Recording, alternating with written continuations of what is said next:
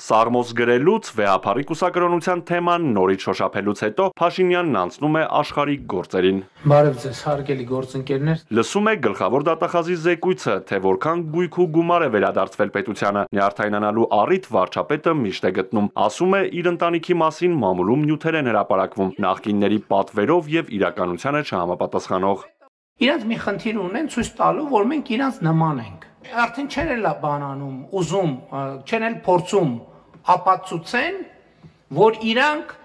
թալանչի սրիկաս տահակ են, կներեք այս բառակապակցությունների համար։ Իրանք հիմա ուրիշ խնդիր են դրել։ Իրանք վարչապետը Ֆրանսիայում 3 միլիոն բանով եվրոյով տուն է գնել։ Ասենք մեր կողը դաշնակ մաշնակ կա Ֆրանսիայում, տանում են 3 եվրոյով կայք են բացում մի շաբաթանոց, մեջը ինչ զառանցանք ասես դնում, դե արի ապացուցի, որ ասում եմ, այս մարդիկ Քոչարյանա սերժական ստահակ զանգված էլ չեն փորձում ապացուցի, որ իրանք բան են։ Վարչապետի քննադատության թիրախում դարձյալ Հայաստանի երկրորդ նախագահն է, ասում է կոռեկտությունը պահելով մինչև հիմա շատ բաների մասին բացահայտ չի խոսել ու սխալվել է։ Օրինակ մենք չենք արձանագրել պաշտոնապես, որ Ռոբերտ Քոչարյանը կաշառակեր է։ Եվ դա արձանագրված է դատարանի որոշմամբ։ Որովհետև մարդը գնացել է իր դեմ կաշառքի գործը, ասել է վաղեմության ժամկետ կիրառեք։ Դա տեղի է ունենում այն ժամանակ, երբ որ ինքը խոստովանում է, որ ինքը կաշառակեր է։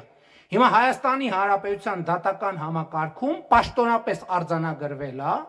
որ Հայաստանի Հանրապետության երկրորդ նախագահի պաշտոնը զբաղեցրած անձը կաշառակեր է։ Թողնան դատի տան։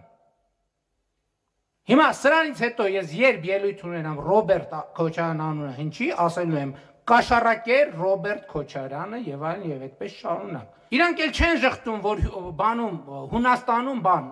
կղզի ունեն։ Իրանք այլևս չեն կարող պաշտպանվել, որ իրանք թալանչի կաշառակեր են։ Իրանք ուզում են ցույց տան, որ դե իրանք էլ են, իբր մենք էլ ենք թալանչի կաշառակեր, չեք հասնի այդ նպատակին։